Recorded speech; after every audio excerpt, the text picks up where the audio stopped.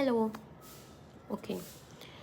So let's talk about a book, a very famous book called Autobiography of a Yogi. ये book Paramahansa Yogananda ji ने लिखी है और बहुत टॉक्ड अबाउट बुक है. One of the most spiritually influential book of the 20th century. बहुत celebrities और बहुत इन्फ्लुएंशियल लोगों ने बोला है कि their lives changed after reading this book. But who should read this and when should you read this?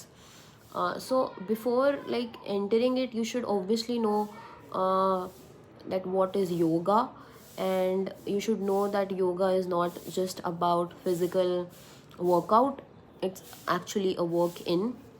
तो अगर आपने ये बुक पढ़ने से पहले भगवद गीता पढ़ी हो तो it's a better thing, because then you would know that योग को 4 भागों में ऑलरेडी हमारे यहाँ पे डिवाइड करा हुआ है.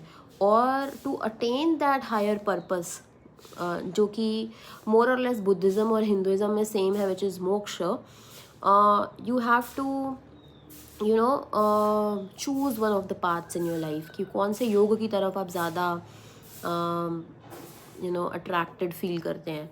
तो if you are in a path of devotion, you are more like a more devoted person and do a lot of rituals, and tantra भी उसी का part है. तो you can be inclined towards bhakti योग. Then Bhagavad Gita, जो कि एक main book है which talks about कर्म योग, if you are more dynamic.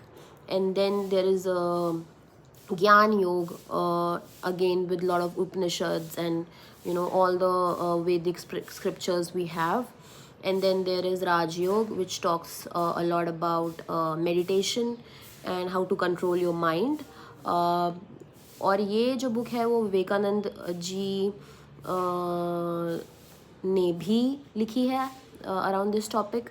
राजयोग बहुत छोटी सी बुक आती है, और क्रिया योग भी इसी का एक पार्ट है जो ऑटोबायोग्राफी ऑफ अ योगी में जिसके बारे में बात करी गई है. तो all these things actually make up योग.